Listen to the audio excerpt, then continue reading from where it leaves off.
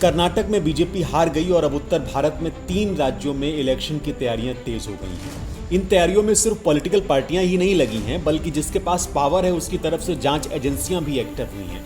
ये आरोप कांग्रेस का है। अहम बात यह है कि छत्तीसगढ़ में बीजेपी बड़ा उलटफेर करने के लिए कांग्रेस की भूपेश बघेल सरकार को किस हद तक परेशान कर सकती है, ये जानकर आप हैरान रह जाएंगे। रायपुर में इन दिनों चाय की टपरियों पर कहा जा रहा है कि काका तो गयो। 2000 करोड़ के घोटाले में ईडी सीएम भूपेश बघेल को लपेटे में ले रही है और दिल्ली में कांग्रेस हाईकमान यहां बड़ा फेरबदल करने पर विचार कर रहा है।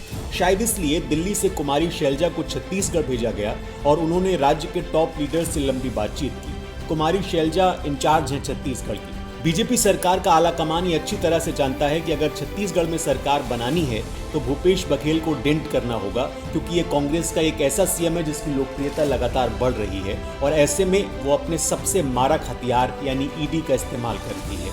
इससे पहले अगस्त 2021 में भी हालात कुछ बिगड़े थे, जब भूपेश बघेल ने 50 विधायकों का समर्थन लेकर खुद को बचा लिया था। लेकिन अब फिर से रायपुर में सुगबुगाहट तेज हो गई है। T S Singhdeo, PCC chief Mohan Markam और असेंबली स्पीकर चरण दास महंत की भूमिका भी अहम मानी जा रही है। उधर छत्तीसगढ़ में बीजेपी ने बघेल पर नए तरह के दबाव बनाना शुरू कर दिए हैं। बीजेपी विधायक चंद्राकर ने ट्वीट करके कहा कि माननीय मुख्यमंत्री का पद एक व्यक्ति का नहीं बल्कि एक संस्था है। कौन 3/4 बहुमत की सरकार को अस्थिर करने की कोशिश कर रहा है, दिल्ली दरबार या कोई और? आपको स्पष्ट करना चाहिए। आपका बयान छत्तीसगढ़ के विकास को प्रभावित करेगा।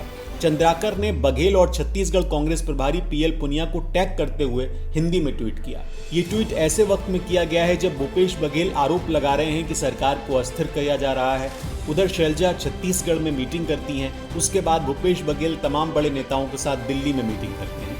दरअसल बघेल ने बुधवार को कहा कि छत्तीसगढ़ के स्वास्थ्य मंत्री टीएस सिंहदेव के साथ 2.5 साल के सत्ता साझाकरण सौदे के बारे में बात करना कभी सफल नहीं होगा और राज्य में राजनीतिक अस्थिरता लाने के लिए ये बनाया गया है। मंगलवार को कांग्रेस के अंतरिम अध्यक्ष सोनिया गांधी और पार्टी नेता राहुल गांधी के साथ बैठक के बाद देव और पुनिया, जो छत्तीसगढ़ के प्रभारी हैं, उनके साथ रायपुर वापसी करने के बाद ये बातें निकलकर सामने आई। ये बैठक बघेल और देव के बीच सत्ता को लेकर खींचतान की खबरों के बीच हुई है। बघेल की राजनीतिक अस्थिरता टिप्पणी पर बोलने वाले चंद्राकर अकेले बीजेपी नेता नहीं हैं, क्योंकि पार्टी विधायक और छत्तीसगढ़ विधानसभा में विपक्ष के नेता धर्मलाल कौशिक ने भी यही कहा है और कहा है कि ऐसा लगता है कि सत्तारूढ़ कांग्रेस के भीतर मुख्यमंत्री की कुर्सी पर लड़ाई अभी खत्म नहीं हुई। कौशिक ने ये भी कहा कि खुद को किसान पुत्र कहने वाले बघेल को जवाब देना चाहिए कि उनके नेतृत्व में राज्य के किसानों के साथ अन्याय क्यों किया गया। हालांकि राष्ट्रीय राजधानी से लौटने के बाद छत्तीसगढ़ के मुख्यमंत्री का रायपुर हवाई अड्डे पर भव्य स्वागत किया गया। कार्यक्रम स्थल पर पत्रकारों से बात करते हुए उन्होंने कहा कि जब सोनिया और राहुल उन्हें आदेश देंगे तो वो पद छोड़ देंगे। तो कुल मिलाकर कांग्रेस की राज्य इकाई के अंदर के गतिरोध का लाभ लेने के लिए बीजेपी ने ईडी को काम पे लगाया है और हो सकता है कि आने वाले वक्त में छत्तीसगढ़ कांग्रेस में बड़ी टूट के आसार बन जाए।